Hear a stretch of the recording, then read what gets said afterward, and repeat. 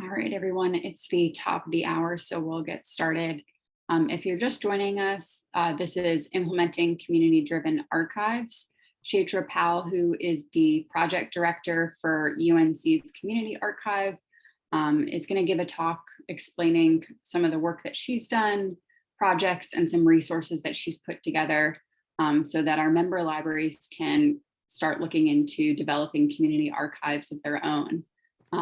And so with that being said, I will hand it over to her. Unmute myself. All right.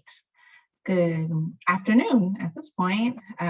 It's good to see you all virtually, and thank you, Devin, for inviting me to talk about community-driven archives and our work at UNC-Chapel Hill. I'm hoping that I can share a few things with you about our approach and some of the deliverables, and I would welcome any questions or comments at the end of my comments. So let me make sure that I am all ready to go. Okay. So charting new courses in community-driven archives. Let's see if I can, is that working? Here we go. Okay. So as Devin said, my name is Chaitra. I work in African American collections and outreach in the Southern Historical Collection at UNC Libraries. And by being in the curatorial unit of the collection, my primary responsibility is collection development. I always tell people how surprised I was to get this job back in 2014. At the time, I thought that a person with a PhD in history or African American studies would be better suited to make appraisal decisions for the collection. And I was also surprised by my department's hyper focus on deciding whether materials belonged in the collection or not. I have some images here from my previous work experience, and it was almost exclusively in small African American archives in Chicago and Los Angeles, and collection development was everyone's job. And while I have spent my entire career building an expertise in African American collections, I've always thought that who we are and how we collect is just as important as what we collect. When I talked about my experiences in and orientation toward community archives, I was grateful that my colleagues wanted to learn more. In this talk, I'll discuss how I'm able to connect concepts from community archiving to institutional archives practices and ultimately to a community-driven archives praxis. In order to do this, I do want to define a few terms, which are the first three sections, community archives, institutional archives, and community-driven archives, just so you all know what I mean when I use those terms. And then I'll chart these concepts against our work in the Southern Historical Collection with our pilot partners and with our archival seedlings cohort. And towards the end, I will share more details about our web-based toolkit and the Archivist in a Backpack prototype. And then I hope to leave you with a few ideas to just kind of ground the work that we did and why I think it's important. Okay. So once again, just thinking about who I am and what I bring to this position, I did want to share a little bit about my first real archives job. And this was in a community archive in Los Angeles. The Mamie A. Clayton Library and Museum was located in a decommissioned courthouse and contained over 1 million items related to African American history and culture. I remember working closely with volunteers to catalog photographs, develop exhibitions, and process archival collections. I learned more about the community of community archives by attending in 2013 a grassroots archiving symposium hosted by the University of Chicago. And there is where I learned about the Interference Archive, which documents social movements over the 20th century and protest. And their mantra is access is preservation. They encourage people to roam in the stacks, to reuse posters. That's part of their model, is very inclusive in bringing people into the archives. I learned about the Her Story Archive, which documented women's history in Chicago, and the LGBTQ Archive in Canada. And there really just seemed, after coming to this conference, I realized that there really seemed to be an archive for everyone. And this work was powerful. And I realized that there are quite a few ways to define a community archive, and strong thought leader in this area is Burgess Jules, and he has this comment here on my slide. But the way that I usually summarize them is that they are for us, by us collections.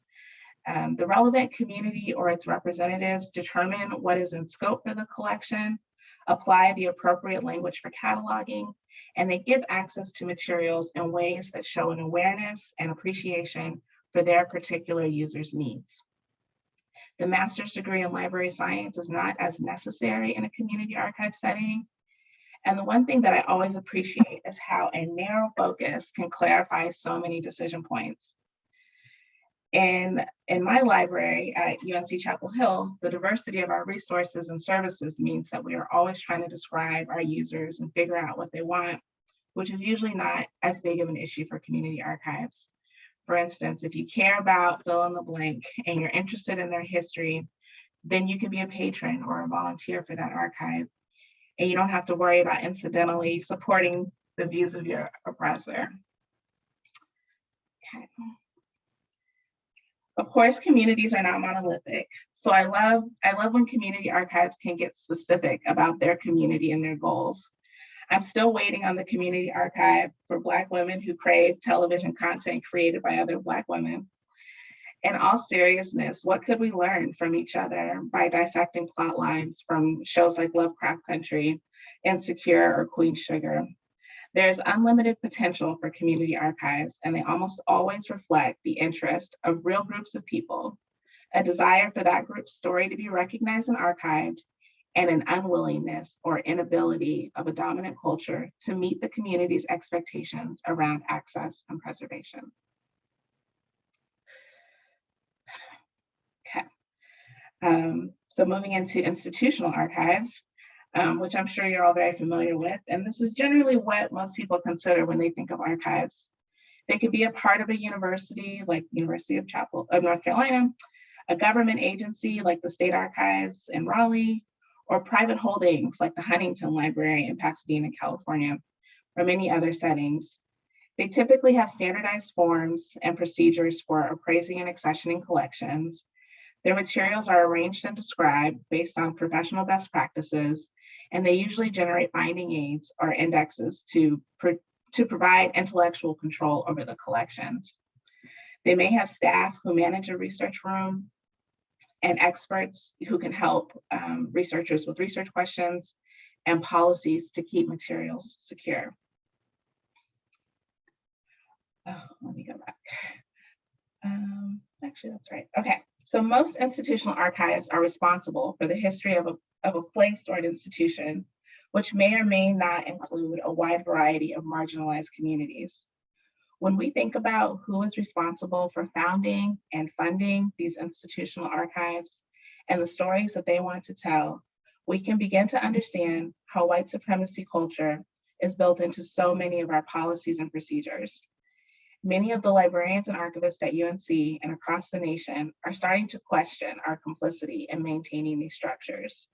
We are working hard to find and surface the voices and lived experiences of people who have been erased from our collective memories. The poster shown here, it's called Identifying and Dismantling White Supremacy, developed by Michelle Caswell, is widely available through the July 2017 issue of Library Quarterly Journal.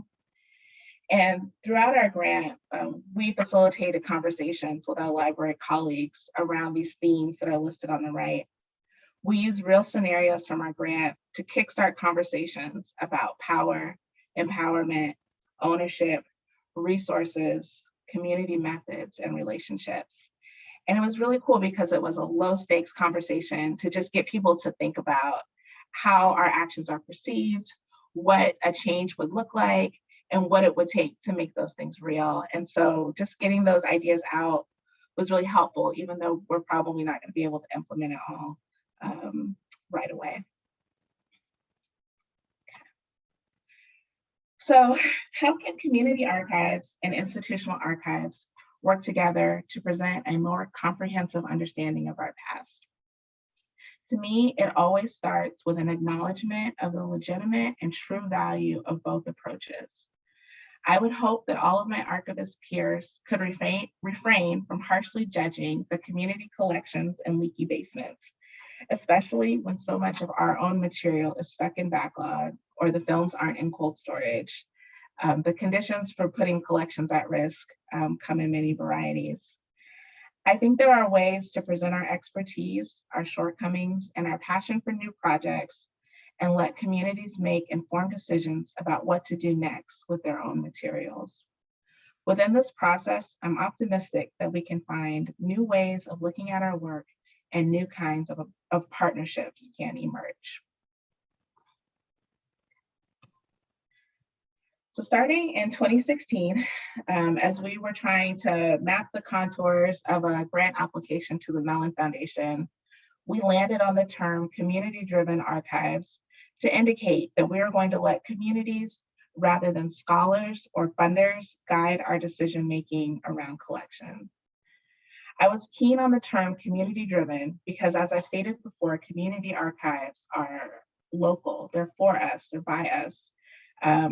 By definition, an institutional archive cannot be a community archive, and we do not want to co-opt those conversations or resources, at least in the Southern Historical Collection.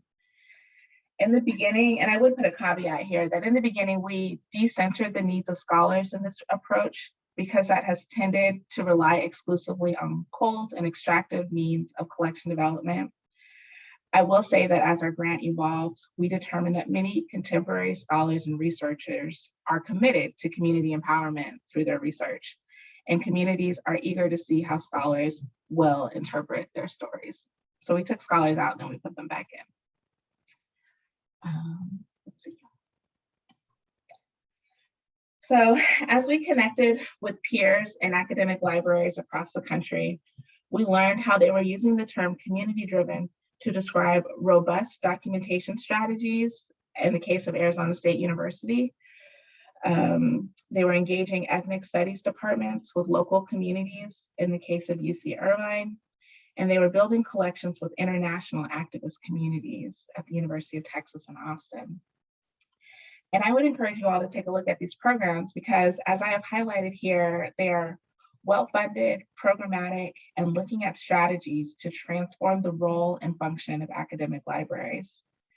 I think that the broadest definition of community-driven archives is the acknowledgement that knowledge exists outside of formal repositories. And if communities are willing, big asterisk there, if communities are willing, institutions are committed to working with them on strategies to reduce barriers and make connections to their critical resources.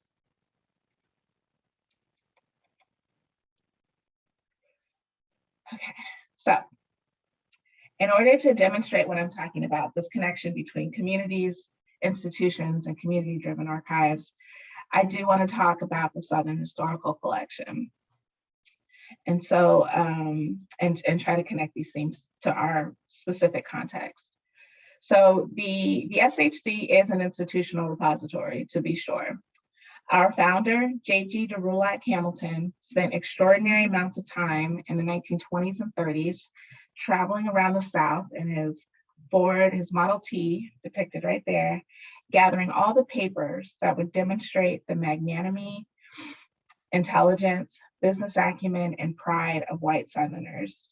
His story was featured in a recent article in The Assembly, which is a new online publication focused on politics and higher education in North Carolina.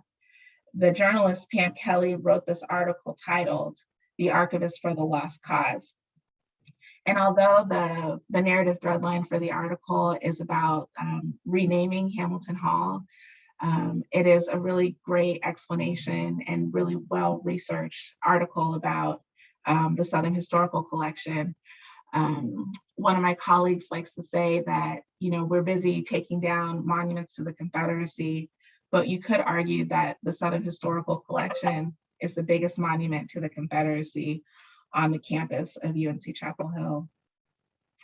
So in addition to learning about Hamilton's motivations for creating the collection, the journalist also talks a little bit about current events in in UNC libraries and how the current set of staff and leaders are understanding what Hamilton did or didn't do. In the article, our university librarian, Elaine Westbrooks, summarized Hamilton's approach to collecting and approach to history, really. He taught that Reconstruction had been an abomination, that the Ku Klux Klan had been necessary, and that Blacks were inferior to whites. His Southern historical collection was dedicated to the glorification of the Confederate aristocracy while ignoring, minimizing, and even erasing the Black experience in the South. While Hamilton was not exceptional in his beliefs, and for the purposes of this presentation, you really just need to know that he was very successful in building collections and fundraising, making the SHC a large factor in the construction of Wilson Library in 1929. And today we have over 5,000 collections and millions of unique items, primarily based on our reputation for preserving the history of the region as told by white Southerners.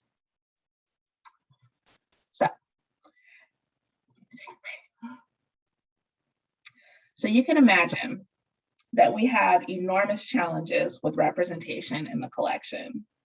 The majority of our staff, donors, and content creators are white.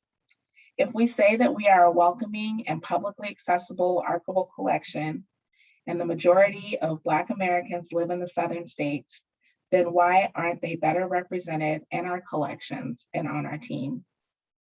As I reflected on this simple observation last summer, and our library had a book club where we were all reading Ibram Kendi's How to Be Anti-Racist. Towards the end of this book, he presents this very specific prescription to identifying and working against racism wherever we work and live. And essentially, Kendi is asking us to stop blaming individuals or communities to explain away the systemic inequities in our society. I think that Nicole Hannah-Jones is making the same argument in the 1619 Project. Kendi uses a policy lens while Jones is more historical, but neither are blaming poor people for being poor, for example, or in our case, relying on Black people to fix the problem that our institution created. We began to wonder if we could revisit the ways or policies in which we develop collections in the Southern Historical Collection. So I should say that I don't think we had this kind of clarity back in 2016 and 2017. I think that we were mostly interested in drawing a circle around existing projects and bringing them to the finish line. But given all the events of 2020 and 2021, it does help you kind of put things in a different context. So, but anyways, back to 2017, community archives or liberated archives were the theme for the annual meeting of the Society of American Archivists. And we decided to explore this. Sometimes I think of our picture as our grant as an imagination space, an open landscape where we had a team and some money to explore what new tools and strategies could look like.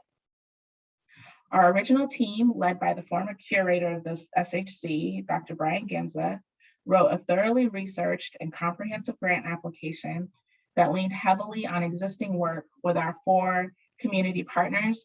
I always call them the pilot partners because they were the first ones we worked with. So we talked about their stories and their needs. We talked about community archives methodologies, social justice activities in libraries, and the research life cycle. And it was all very compelling and ultimately successful.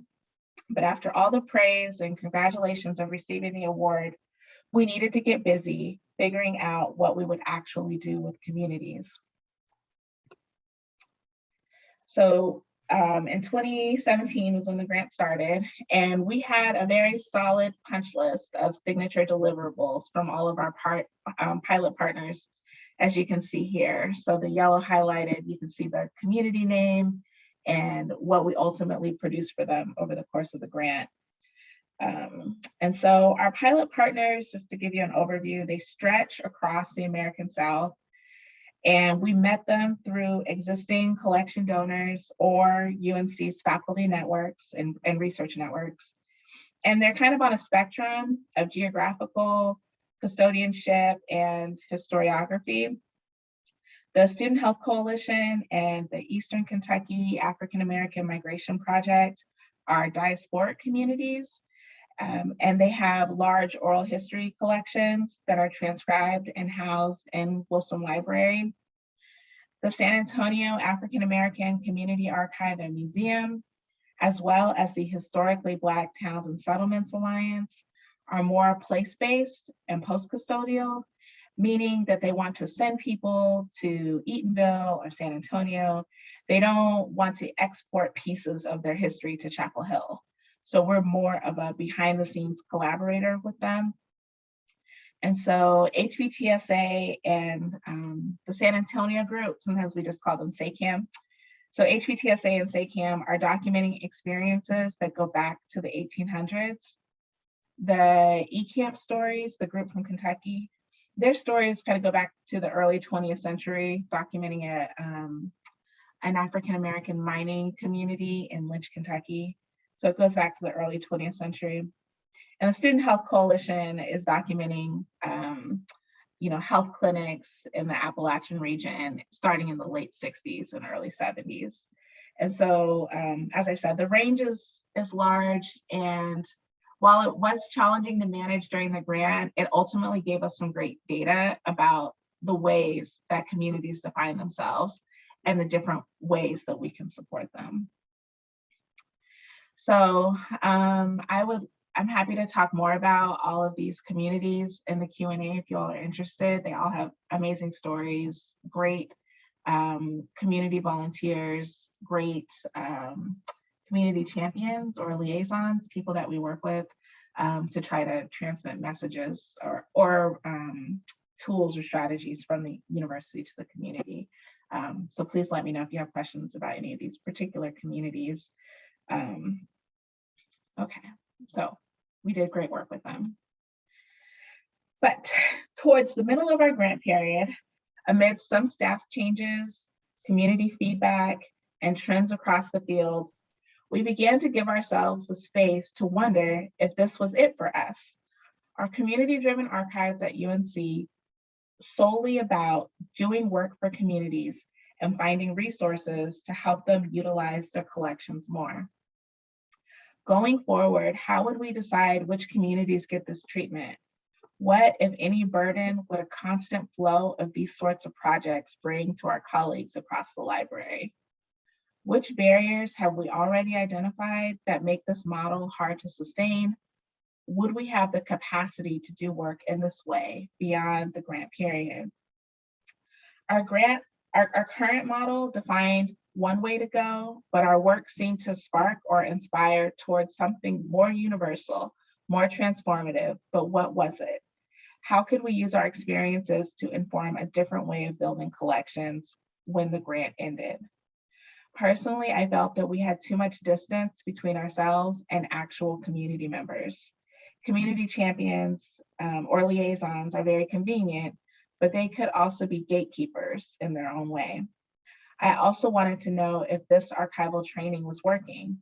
Were regular people, and I say regular because most of our community champions are highly educated and already affiliated with the university. And so how are the masses that don't spend time in archives as a general rule becoming more informed about their power to shape collective memory? So we had big questions. And so at this middle point, we decided to rework, and also COVID. COVID was a big factor in kind of restructuring some of our work. But at this midpoint, we did decide to rework the grant staff composition and introduce a new programmatic element, and we called it archival seedlings. So building on our pilot partner network, we identified 4 HBTSA affiliated community members, 2 from eCamp, 2 from SACAM, and 2 from the Student Health Coalition to form our 10-member cohort. This work was exciting because each seedling had a story and an archive independent of the original partner's focus. We would have a chance to see if our tools and strategies were effective and if they could scale up. In exchange for a stipend, each seedling was tasked with identifying a research question, building an archive that responds to that question, sharing their work with broader audiences, and developing a preservation plan for that archive. Our focus was on process over product, where, for example, one fully transcribed and archived oral history would fulfill the requirement of building an archive. We offered monthly check-in calls and workshops. We made sure each seedling had oral history and scanning equipment, and we offered 2 major opportunities for the seedlings to connect with each other and build their own project community. You can learn more about the seedlings via the digital exhibition that we curated to showcase their their projects and points of view. So that was a great way to just learn how people were understanding the concepts we were trying to share. So once again, in the second half of our grant, there was something about the distribution of the work and the engagement of the team that gave us more motivation to connect with others and find more meaning in our work. As a part of the Seedlings Capstone program, we brought 2 academic librarians with deep experience in community archives to be in conversation with me. And this, the conversation was recorded and it's available on UNC Library's YouTube page. And we talked about the impact on staff from marginalized communities to be the face of community work at our institutions. We talked about cultural humility for librarians and archivists during that conversation. And it's just a really honest, kind of forthright discussion of what it means when institutions decide they want to do this work and who shoulders most of the labor. And we also talked about lessons learned and ideas for the future. I also facilitated a conversation with our grant team members about budget as morality, trying to see how our grant budget perpetuates some of the inequities that we were trying to disrupt. Between November and January of last year, I described this earlier, but one of our team members managed to facilitate these group conversations with colleagues in special collections to try to understand how they thought about community-driven archives and help them use examples from our experience to see what they thought about this. You know, one of the biggest misconceptions is that it's post-custodial, and so it doesn't have anything to do with the libraries. And I would argue that our approach to this work actually starts in the library, and it just starts with the way that we engage as opposed to the community itself. That's probably the last step in terms of developing a community-driven archives program. And we also wanted to know, I mean, we didn't want this to be something that the curatorial unit just did one time. We wanted to make sure that it was something that could come back to the library and impact the way that we all work. So, and several members of our team also produced a peer-reviewed article discussing our grant and the importance of being reflexive and responsive to communities as we seek to add more equity to our collection and archives in general. Another big transformation for me, and I really like the Transformers metaphor because we are the same, when Optimus Prime goes from the robot to the truck, he doesn't get new parts, he just learns how to use them differently. And I think that you could think about all of these bullet points in that way. But another big transformation for me was the role of independence or community archives in our messaging. In the beginning, we imagined that we would be spinning off new community archives in the South as a result of this grant. While many communities were intrigued by the possibility of grassroots archives, others were not. One of my colleagues explained the violence of extraction alongside the violence of exclusion. Taking things out of a community can be just as harmful as excluding communities from the privilege of having other people take care of your materials in the way you want them to. The question became less about whether communities could support independent archives or not, and more about were they informed about how archives work and were they empowered to advocate for themselves in the process.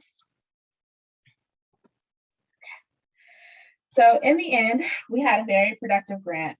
We completed work with all of our pilot partners and seedlings, and we developed two major tools to offer to communities after the grant, and that's the backpack and the web-based toolkit.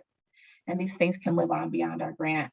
So for the rest of the presentation, I'm going to talk a little bit more in depth about these two tools. And I'll start with this web-based toolkit. And so the kit was designed to hold all of the resources and reflections that we developed over the course of our grant. Originally, we wanted to organize the website by user type.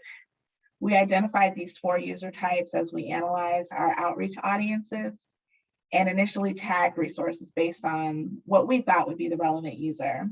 And so you can see them here, and there's a really nice story behind this. And so earlier in the grant, working with the historically Black towns and settlements, we have a partner in Nevada, North Carolina, which is towards the coast. I forget which county it's in. But Mayor Euless Willis is really interested in community archives to tell stories about Gullah Geechee heritage in North Carolina, since so much of the energy is based in South Carolina. And so he wants to create a cultural center, interpretive center. And he introduced me to this Gullah expression of been here's and come here's. And he described been here's as the people, the community, the people that have lived here and know these stories, and they do it for themselves, and they do it in these informal ways.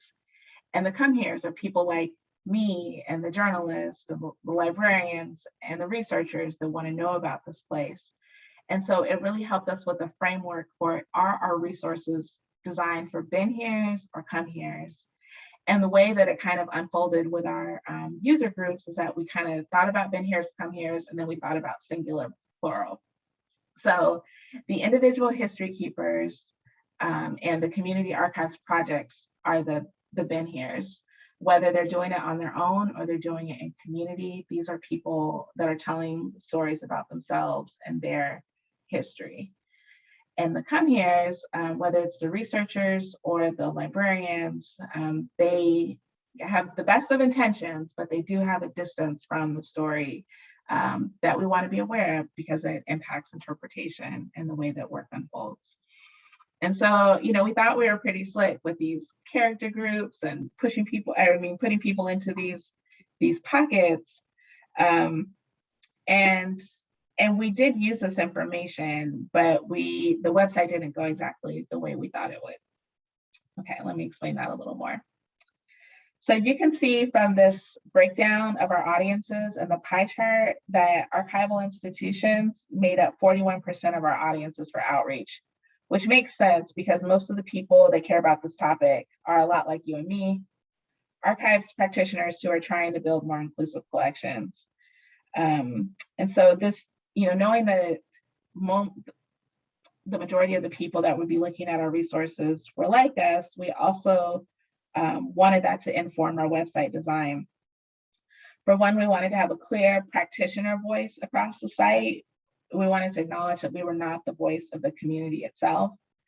This also impacted the visuals, where we didn't just want to put happy photos of community members all over our site as a stand-in for all of the really deep work that the library has to do to be ready and to be welcoming for these communities themselves. And so we kind of went for a more austere clinician, practitioner kind of voice, as opposed to a warm, fuzzy, we're in communities all the time, because there's still a lot of work to do.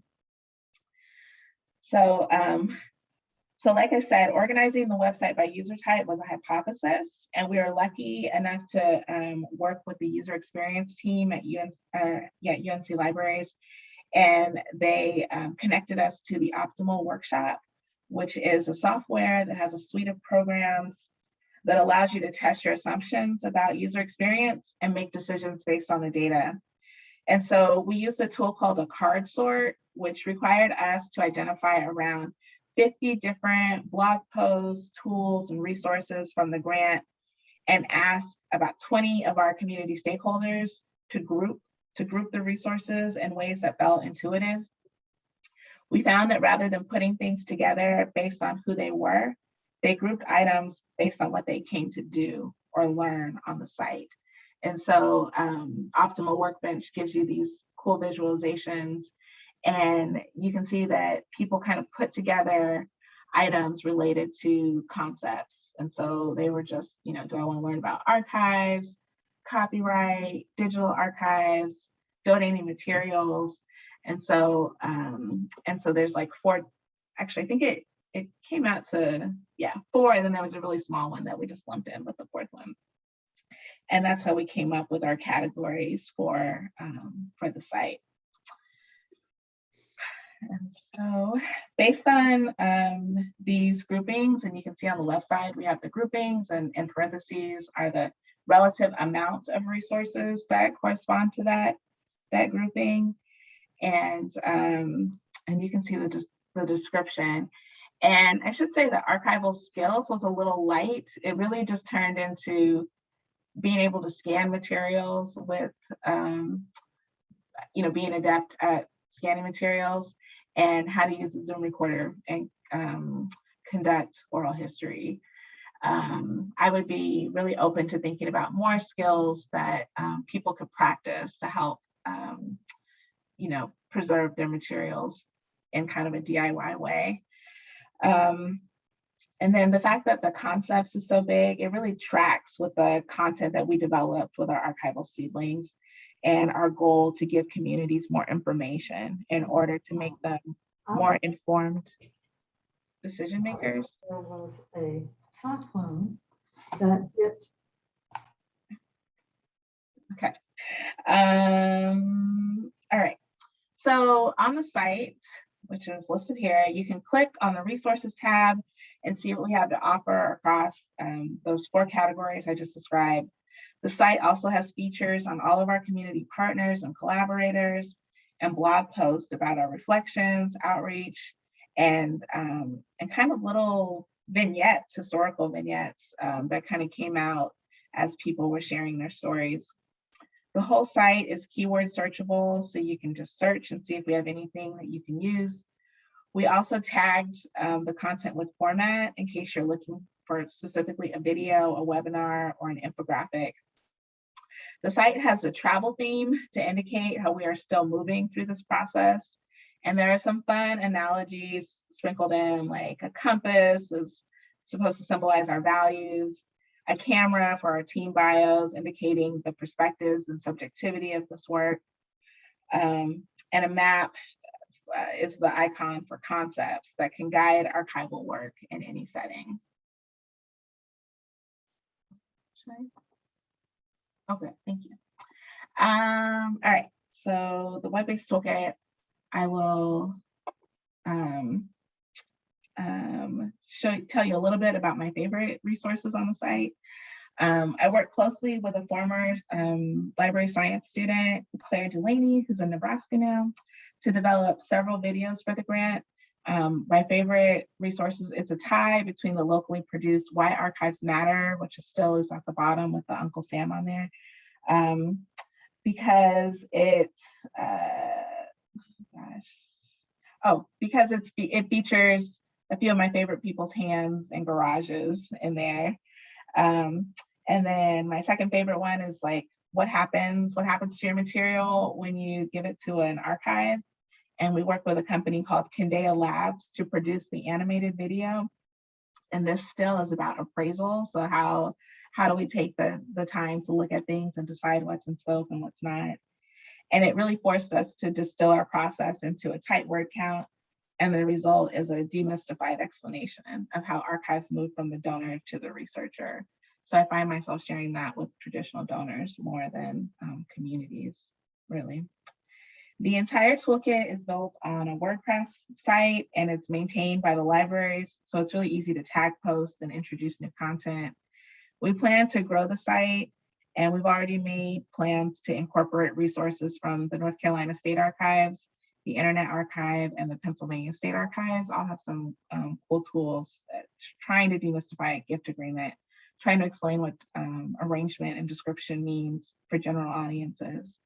And since we just never know which approach will click for users, we really want to demonstrate that we're all talking about the same thing and all of this information. You can, pick and choose what you want, which rabbit hole you want to jump into, but it's all designed to make you more informed and empowered in thinking about your cultural heritage. Okay, Archivist in a backpack.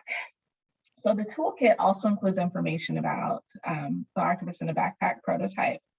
For those who aren't familiar, we debuted these kits with all of our partner communities in 2018, and we shared them with each archival seedling in 2020. The backpack was an oral history kit with a Zoom recorder, and the roller bag or suitcase was had a scanner in it. So it's a digitization kit for 2D objects specifically. We built 85 kits with a mix of backpacks and suitcases and gave away 70. Some communities like SACAM and the Student Health Coalition had a clear plan for archiving their content, which ultimately meant sending it to UNC-Chapel Hill to go into our repository. Other places like the towns and historically Black towns and settlements had less infrastructure for managing their digital content once it was recorded. So those things might be on personal computers and waiting for a more stable situation. And on our website, there is a map of all the places that the backpacks went and more information about the supply kit, the supply list. You can build a backpack for between $150 and $200. And so it was a nice tool to be able to build and give to our partners. Okay. So while long-term preservation and access was inconsistent across our partner communities, we began to define new metrics of success for ourselves. For example, did communities feel more confident in their ability to capture stories? Did communities understand why this work was important and the impact they could have on collective memory? Were community members excited to have tools and connect with each other? Were community members happy to have someone take an interest in their lives and experiences? And I think the answer is yes across these. And as we iterated on the backpack, we put things in there like thank you cards and notebooks and coffee mugs for people to think about. If you're going to invite someone to have a conversation with you, how do you make them feel comfortable? And similarly, we have these question cards if you don't know where to start, where you could predetermine what questions you want to ask a person just to get the conversation going. And so I'm happy to accept that our project was not innovating on digital preservation for communities. It was more about getting the conversation started and getting people more informed on the value of storytelling and how archives can support that. Yeah, time is going fast. Okay. Memorable moments. And so the fact that the backpacks were so modular, it made them a great companion to many other programs across the state, the region, and beyond. In the summer of 2018, my colleagues partnered with the archaeology department at UNC-Chapel Hill and translated backpack materials into Spanish and Yucatec Maya so they could be used with secondary students on a trip to Mexico. In 2019, I visited Shaw, Mississippi, a small town in the Delta, to conduct oral history training and orient them to the backpacks. The local history committee in Shaw was collecting stories for a play about civil rights struggles in their community. We also partnered with a public history class at North Carolina Central University to train students on the backpacks and bring the group to Princeville, North Carolina, to record stories about the impact of flooding in that community. So these examples just really let us know that this is the type of thing that can make a big difference in communities. So looking forward, I would love to revisit everyone that received a backpack during the grant and ask them how it's going. I think about building a community around the backpack and inviting others to join. I still have visions of a AIAB hashtag that never really took off. We really just ran out of steam on the grant to go back and nurture this element, but I think it would be cool to iterate on the backpack. We could talk about oral history smartphone apps and transcription software instead of a Zoom recorder. I've thought about Polaroid cameras and scrapbooks to help people contextualize and visualize what they are learning during these oral history or scanning sessions. The jury is still out for any large-scale programming efforts connected to the backpacks, but we're happy to give them away to community partners while supplies last. So in the last bit of time that we have together, I do want to drive home an important point that our last set of grant team members really helped me see, and it's connected to the turning point of our project. In the last 9 to 12 months, our team members would ask me, what was transformative about our work? What did our conversations with communities make us want to change about ourselves, our profession, or our library? How could we think about this work in ways that don't require grant funding and don't add work to already overworked colleagues? Which organizational values did this work connect to? And what were we willing to stop doing to make this work attainable? They introduced me to the phrase solidarity over charity, which required us to share the constraints of the library ecosystem alongside a community's struggles with access to preservation and come up with creative solutions. When we found paths forward within those constraints, we made time for celebration and gratitude. So I have this poem here from Lucille Clifton because it's amazing, but especially because it conveys the positive outcomes that lie just on the other side of our complex negotiation of identity, memory, and power in the archives. And I wanted to also leave you with this quote that comes from Marika Seafor and Michelle Caswell. And they have so many valuable writings on feminist standpoint appraisal, ethic of care, affect in the library, and radical empathy. But in this volume, they pen an introductory note about feminist ethics of care. And they write that radical empathy demands a power analysis. As an archivist in the Southern Historical Collection, I cannot ignore the incredible atrocities that our materials document. My empathy can't stop at that's just how it was back then. My relationship to the subject, the record user, and the community requires that I don't just function to add to the prestige or tradition of the collection, but I use my power as a collector to poke holes in the structures and systems and redistribute power as best as I can. So I want to thank you for listening to those super long remarks. And I welcome your comments and questions in the last few minutes that we have together.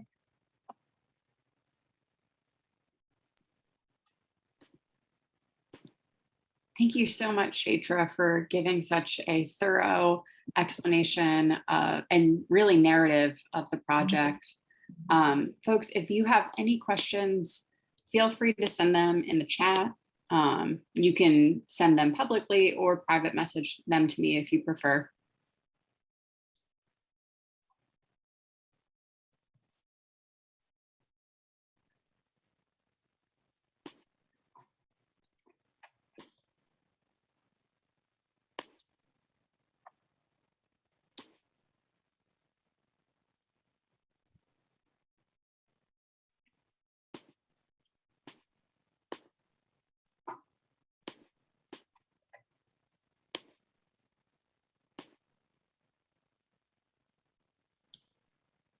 No questions? Are we sure? I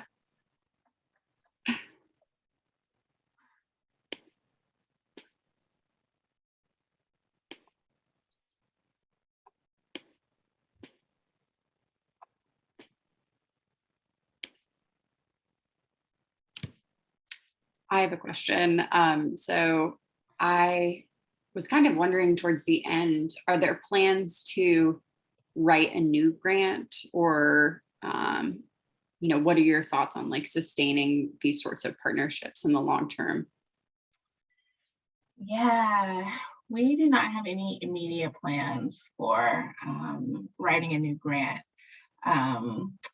We've been approached by different colleagues in the library about different formats, like our community is interested in born digital preservation and how do we connect them with those material experts? The same for AV. How can formats be involved in the work? And I feel bad because a lot of the times the work, like there's not like a pile of diskettes for me to like take to the Born Digital people. That's just an interesting angle to just think about, is there a need for the format discussion? That's just what comes to mind in terms of recent conversations about grants. But for me, I keep thinking about like the idea of a consultant versus a partner. And I know a big part of the concern of some of my colleagues is like the heavy lift of fully partnering with all these communities over and over again. And I wonder if we could build out like a consultant framework where if people knew enough about what we do and how we do it, then it would make sense for them to talk to the Digital Heritage Center, or it would make sense for them to talk to local libraries about preservation. And so it's not necessarily taking on, building websites for folks, but we can support them and get them closer to where they want to be. And it's also connected to what is the role of a regional library, a regional collection in the 21st century. In 1930, the Southern Historical Collection might have been the only place that you could take your materials. But in this moment, there are lots of places. And so, could we transform from a giant vacuum to, some kind of support entity that connects more than it collects? Yeah. Yeah, I think that makes a lot of sense, especially considering, the needs of these particular and interests of these communities. Does it really make sense to just pour everything into UNC? Yeah. Or does it make sense for it to be a little bit closer to home? We have a question. Ken's asking, what are the most recent additions to the Southern Historical Collection? Oh my goodness, I have to like pull up the spreadsheet.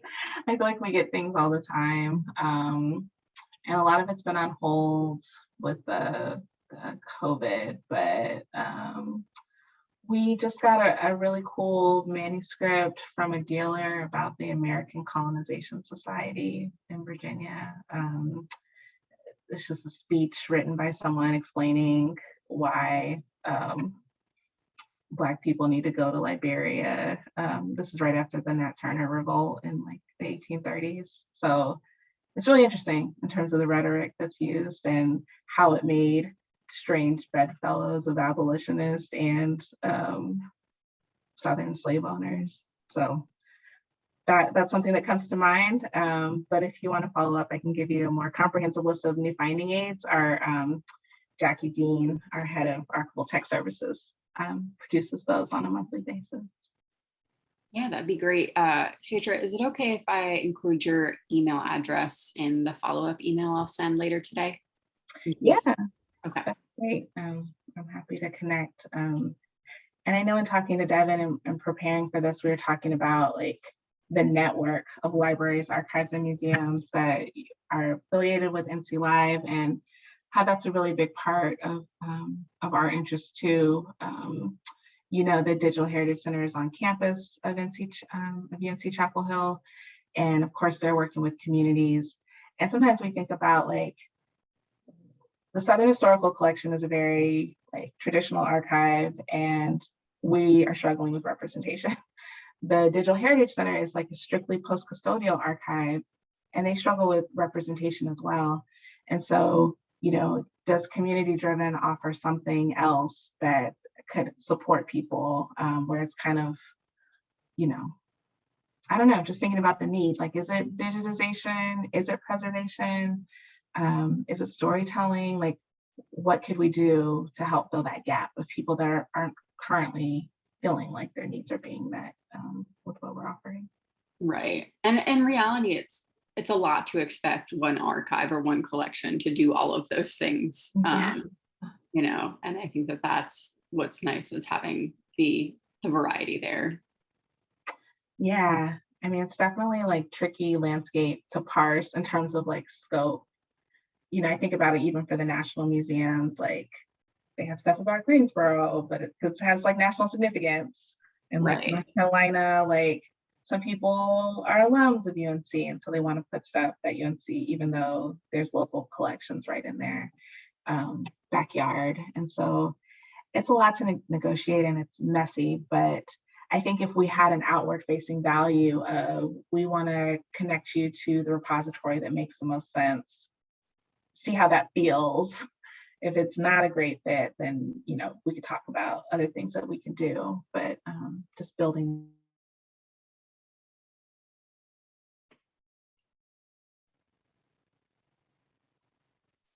Oh, I think you cut out really for like the Oh, last I split see. second. At least for I- me, I'm not sure about everyone else. I got your internet is unstable. But yeah, I was just saying that if we could make it an outward facing value, that we are more interested in connecting collections across the region Mhm. than, you know, making a case that of everything belonging here, which I don't know. And it's also kind of weird too, because I'm on the inside, so I feel like people are offering stuff, but maybe you all feel that way, like that you get lots of offers. So just trying to figure out how to manage it all. Yeah. Well, if we don't have any other questions, folks, we'll head out early, and I hope you all have a